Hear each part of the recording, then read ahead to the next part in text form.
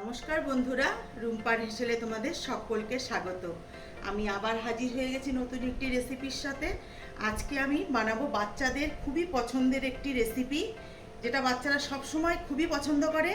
আজকে আমি bread pizza বানাবো, আর এটা তোমরা বাচ্চাদেরকে স্কুলের টিফিনে চটজলদি বানিয়ে দিতে পারো, আর সন্ধেবেলার জল খাবারেতে অবশ্যই এটা বানিয়ে দিতে পারো।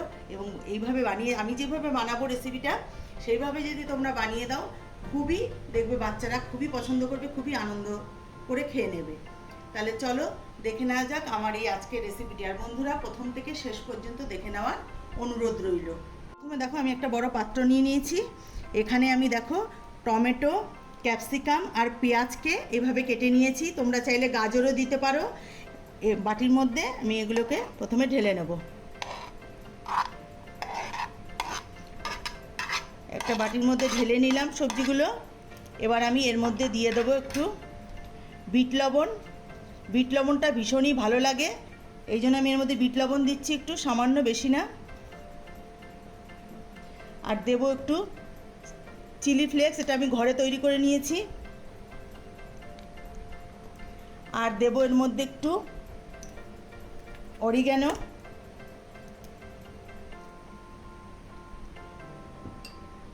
আর আমি এবার এগুলোকে সব কিছুর সাথে ভালো করে মিশিয়ে নিচ্ছি।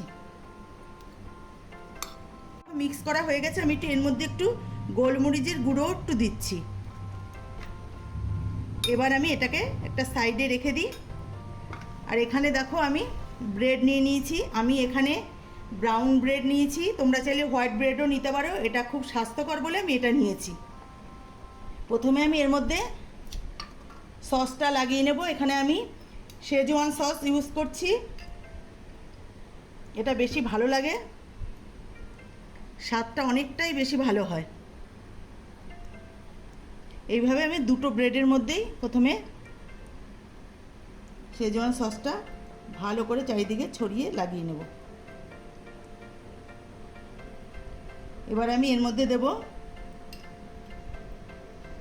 আমি স্লাইস চিজ নিয়েছি, তোমরা চাইলে মজেরেলা চিজও নিতে পারো। দেখো আমি স্লাইস চিজগুলো বসিয়ে দিয়েছি। এবার আমি এর মধ্যে সবজিটা দিয়ে দেবো। আর এটা একটু বার করতে গিয়ে এটা ছিঁড়ে গেছে। এইভাবে আমি, দেখো কি সুন্দর কালারিং, কি ভালো লাগছে দেখতে। এইভাবে আমি এগুলো দিয়ে দিলাম এর মধ্যে। এবার উপর দিয়ে আমি আবারও দিয়ে দেবো স্লাইস চিজ। সবজিগুলো আমি দিয়ে দিয়েছি, এর উপর দিয়ে দেবো একটু মেয়োনিজ।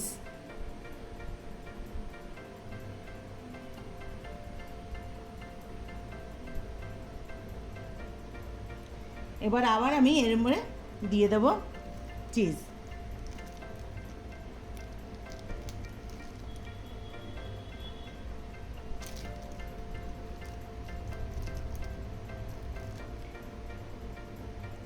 আমার এটা রেডি হয়ে গেলে এবার আমি চলে যাব গ্যাসের কাছে। এবার আমি এর উপরে দিয়ে দেবো এই স্লাইস চিজটাকেই আমি একটু ঘষে দিচ্ছি। আমার কাছে যেহেতু মজেরেলা চিজ নেই, এই জন্য আমি এই চিজটাকে একটু ঘষে দিচ্ছি। দেখো বন্ধুরা, আমি একটা প্যান বসিয়ে দিয়েছি, প্যানটা গরম হয়ে গেছে। আমি এর মধ্যে দিয়ে দেবো একটু বাটার।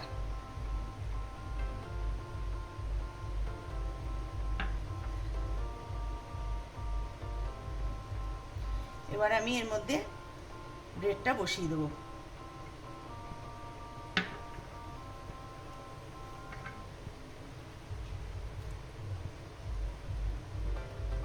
বন্ধুরা, এটা কিন্তু খুব চটজলদি হয়ে যায়, ভীষণ ভালো লাগে। আর এটা কিন্তু একদম লো ফ্লেমে কুক করতে হবে, না হলে কিন্তু তলা দিয়ে পুড়ে যেতে পারে। এবার আমি ঢাকনা দিয়ে ঢেকে দেবো।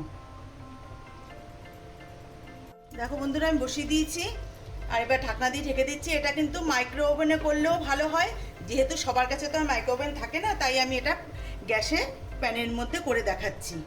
এবার আমি এটা 10 মিনিটের মতন কুক করে নেব।